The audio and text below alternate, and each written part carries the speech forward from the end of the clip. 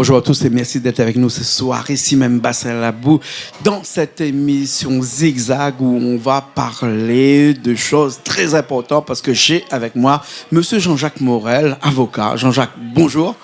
Bonsoir Jean-Claude. Bonsoir, oui, parce qu'on est le soir. Hein.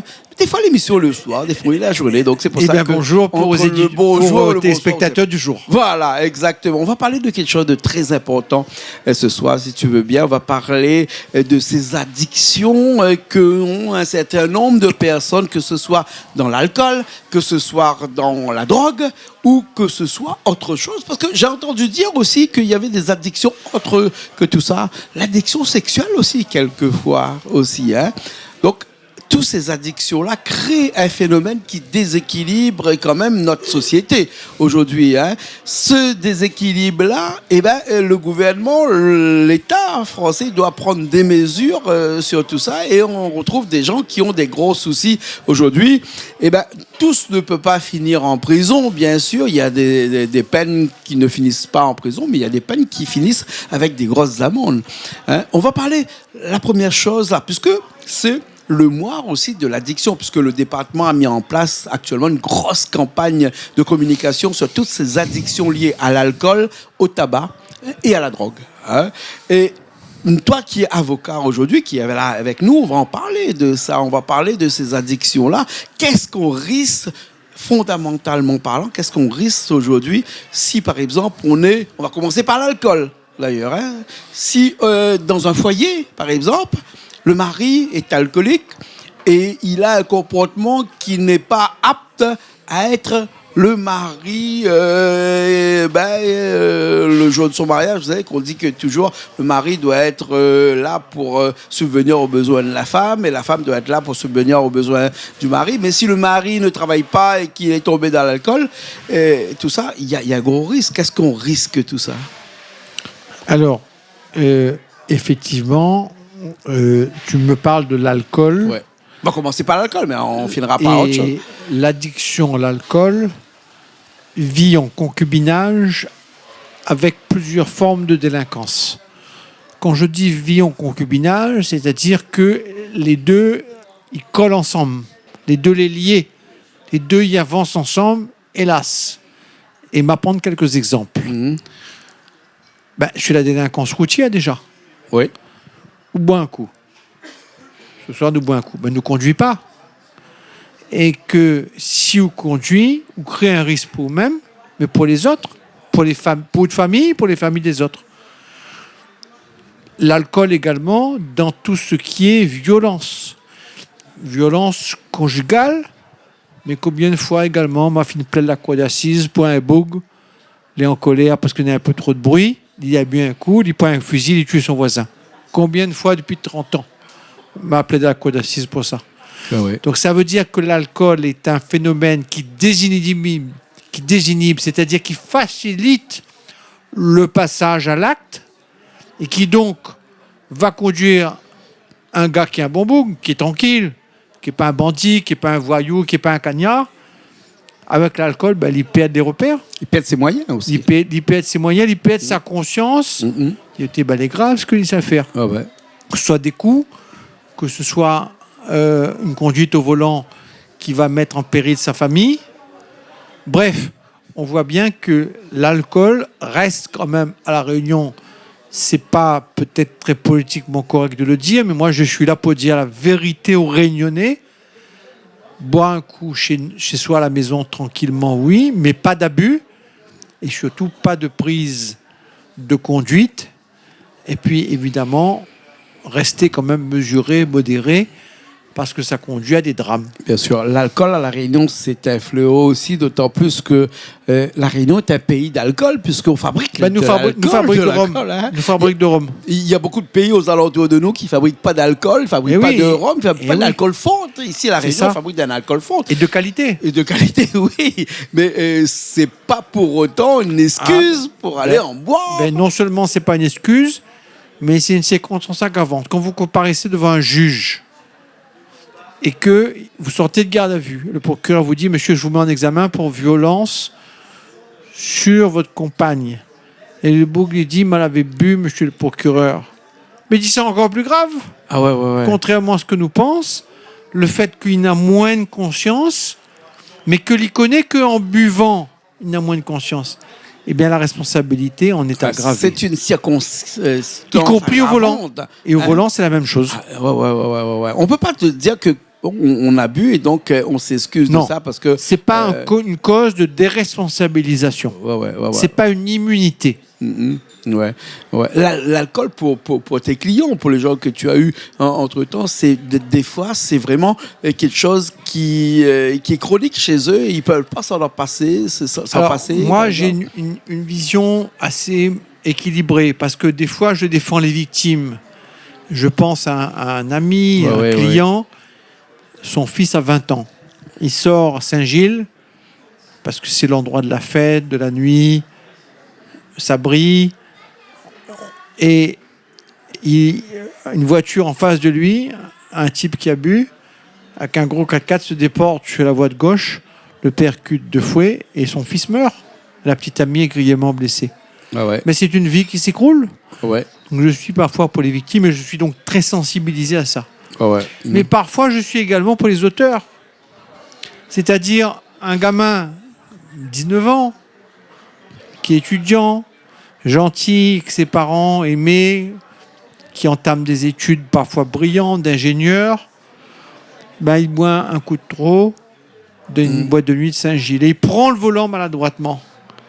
Et il tue un pêcheur qui partait à 5 heures du matin pour gagner sa vie. Vous voyez, donc, les choses ne sont pas simples parce que des deux côtés, il y a le drame, il y a la mort. Mais le message qu'il faut adresser, bien sûr, c'est un message de raison et de dire attention parce que les conséquences peuvent être terribles. Bien sûr. Enfin, en tant qu'avocat, tu as un petit peu, comme on dit vulgairement, tu as le cul entre deux chaises. Hein. Une fois tu es à droite, une fois tu es à gauche, une fois tu plaides le coupable, une fois tu plaides le plaignant. Et pour la victime, une fois pour la victime, une fois pour l'auteur. Mais l'auteur n'est jamais totalement auteur parce qu'il dit maître, je fêtais mon départ en métropole, j'étais content, il y avait ma petite amie, il y avait... C'était... voilà, tout était bien. Et à un moment donné, sans s'en rendre compte, il franchit la ligne blanche. Et pour la victime, bien sûr, elle est totalement innocente et Dieu sait combien de victimes j'ai défendu à La Réunion dans des accidents de la route, soit des blessés très grièvement, soit des gens qui meurent. Hein. Bien sûr. Donc, c'est un drame. Bien sûr. J'ajoute que c'est quand même un niveau de responsabilité. On a l'impression que le sort joue un rôle. Chez les violences, on passe en capot dessus. On va peut-être en parler. D'accord. Mais maître, l'alcool, c'est quelque chose. Est-ce que c'est la même chose avec la drogue actuellement? Est-ce que fumer un petit joint aujourd'hui, c'est anodin ou bien fumer un petit joint, conduire, c'est la même chose que l'alcool actuellement? Est-ce que tu as eu des fois l'occasion de plaigner avec des gens qui ont fait un accident lorsqu'ils avaient fumé un petit joint ou bien sont se fait arrêter aussi par la police sur la route en train de fumer un petit joint? Alors, le Zamal aujourd'hui, parce que c'est surtout ça. Il y a quelques drogues importées, cocaïne, un petit peu d'héroïne, mais surtout le Zamal. Pourquoi? On n'a pas beaucoup de drogues. Parce que le Zamal ne coûte pas cher. Il plante. Des fois, il pousse tout seul. Des fois, on a un petit plan de Zamal. 20 € un rouleau. Un petit rouleau. Et des fois, on a deux plants de Zamal et plants de cola, ou la même pas fait exprès. Bon. Et même un balcon, chez les balcons, on peut le planter. Voilà. Donc, c'est anodin en apparence, mais c'est nuisible pour les jeunes, puisque ça bousille une partie des cellules du cerveau. Donc attention. Mais seulement beaucoup de jeunes, ils fument tellement ça depuis l'âge de 13, 14, 15 ans que la fait habituée. Et pour eux, c'est comme, je dirais, une addiction qui est récréative et qui ne fait pas de mal. Puisque ils volent pas, ils cassent pas rien, ils prennent ça dans la cour. D'ailleurs, le Zamal, on l'appelle ça aussi une drogue récréative. Bien sûr. Alors, je mets à part, moi je pense que la France a beaucoup de retard, surtout ce qui est drogue qui est utilisée en matière médicale. On a beaucoup de retard. Bien sûr. On sait que ça peut soulager. Et là-dessus, franchement, on n'est pas top. Et il y a les États-Unis, le Canada, beaucoup d'avance. Mais par contre, sur le plan, je dirais, de la jeunesse notamment. Et parfois, le gars, il a 40 ans, il dit ça fait 25 ans qu'il fume. On voit que ça peut conduire à des conduites qui sont déviantes. Sur les accidents, on en parlait, mais également sur les violences. Oh oui. Et ça, c'est terrible. Donc je ne crois pas que ça soit réaliste de dire que personne ne fumera plus un joint de Zamal. Oh ouais. Parce que notre jeunesse a été habituée à ça. Et que si on remonte dans l'histoire, les esclaves qui ont beaucoup souffert, dans les hauts, ils prenaient un joint de Zamal. Oui, bien sûr. Et que ça, que nous veuillent, que nous veulent pas, ça fait partie de notre culture. Bien sûr. Ça ne veut pas dire qu'il faut approuver. Ouais. Ça veut dire qu'il faut dire, attention, peut-être que fumer un joint dans une soirée sans conduire et en se limitant au maximum, ça va pas tuer le gars. Bien sûr. Mais attention, l'excès nuit. L'excès, exactement. Et l'excès peut conduire à détruire le jeune. Et moi, je pense à la jeunesse de la Réunion, parce que les uns et les autres, on est un peu plus anciens, on commence à avoir 2-3 cheveux blancs. Ouais. Bon, pense à la jeunesse de la Réunion. Bien sûr, bien sûr. Ça... Et après, il y a aussi le fait que le Zamal de la Réunion, il paraît que c'est un des Zamals les meilleurs. Il paraît que c'est top. Il m'a dit, on a fait. Aujourd'hui, on a beaucoup de dossiers pénals où les planteurs réunionnais ils exportent pour l'île Maurice. Exactement. Et qu'à l'île Maurice, le prix où achète à Grand-B un gramme de Zamal de créole réunionnais est multiplié par 10. La Réunion a 3 millions d'années alors que l'île Maurice a 8 millions d'années. Hein. Donc du coup, l'île Maurice est plus ancien et la Réunion, on a une terre de jeunes. Donc c'est pour ça que notre avocat est meilleur, notre ananas Victoria est meilleur, notre laitier est meilleur, notre canne à sucre est meilleur. La terre est plus fraîche. La terre est plus fraîche. Bref, au-delà de tout ça, c'est une plaisanterie, bien entendu. Bien sûr. Mais maître, il y a aussi une autre addiction ici qui est pas assez connu, mais qui est quand même un petit peu... Bon, il n'y a pas beaucoup de conséquences, mais fumer, la cigarette, le tabac, c'est quand même aussi une drogue quand même quelque part. Bien sûr, mais ça, le tabac fait partie des substances autorisées, mais on sait... Mais il écrit sur la boîte que ça fumer tue. Parce que c'est la vérité. Il faut pas mentir. Oui. Fumer un joint de Zamal n'est pas bon, mais fumer un paquet de cigarettes par jour, crois-les bon. Oui, mais et évidemment, et ça, c'est une drogue c'est pas parce qu'il y a un petit peu qui est légalisée. Alors, il y a une ambiguïté, parce que d'un côté, l'État perçoit des taxes très importantes sur le tabac, mais fumer le moins possible serait... Moi, je ne suis pas extrémiste, je dis non, fumer pas du tout. Il y a des femmes, il y a des hommes qui disent, mais maître, ça me soulage de fumer un cigarette ou un joint de Zamal. Je dis, faites attention, limitez, parce que il va de votre santé. Bien sûr. Alors, maître, on arrive à la fin de cette émission. Si Bien fumer, sûr. on peut pas. Si fumer un joint, on peut pas. Si boire une goutte d'alcool, on peut pas. Non. Il nous reste quoi à faire? Boire de l'eau? Ne dis pas fumer une cigarette ou un joint, on peut pas. Mais je dis, mais le moins possible, et à la maison, tranquillement, sans excès, sans conduire, sans violence et paisiblement. Parce qu'on ne vit pas dans un monde de bisounours idéal. Bien sûr. Mais dit, et notamment aux jeunes qui nous regardent, eh bien, attention, soyez prudents parce que des fois, les conséquences vous échappent et elles peuvent être irréversibles.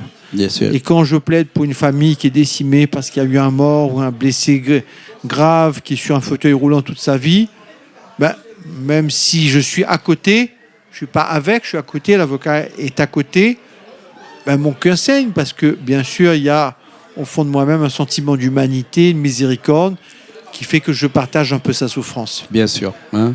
En tout cas, merci d'être avec nous ce soir. Merci à toi, Jean-Claude. Merci de nous avoir fait part de tes expériences des deux côtés. Hein. D'un côté avec les victimes, de l'autre côté avec... Les choses ne sont jamais noires ou blanches. Voilà. Les choses sont nuancées. Ouais. Alors, il y a des gens qui m'ont posé la question. Ils m'ont dit que est-ce qu'un avocat, quand il met sa robe, il devient neutre naturellement? Un avocat, c'est quelqu'un qui est à côté quand il n'y a plus personne. Quand le monde s'effondre autour de toi et que la police arrive, la gendarmerie, tu es interrogé, perquisitionné, saisi, il reste que l'avocat. Ouais. Et il y a cette belle expression d'un grand avocat qui dit l'avocat est là quand il n'y a plus personne. Et donc oui, c'est les défendre tous, les auteurs bien sûr, ceux qui ont eu la faiblesse à un moment donné de passer à l'acte, et puis aussi les victimes. C'est les défendre tous. Et en l'occurrence, nous, à La Réunion, donc défendre tous les Réunionnais. Bien sûr. Hein? Merci beaucoup. Merci à toi. On se retrouve le mois prochain, je crois. On se retrouve le mois prochain. D'accord. D'autres sujets aussi intéressants Sans faute. qu'aujourd'hui, qui était ce sujet lié à l'addiction aujourd'hui. Hein. Merci beaucoup. Merci à Richard qui était à technique. Merci à Jean-Jacques Morel qui était là. François Auré qui nous a accompagnés aussi aujourd'hui. Nous, on se retrouve la semaine prochaine dans une nouvelle émission Zigzag, comme d'habitude, sur Canal Austral.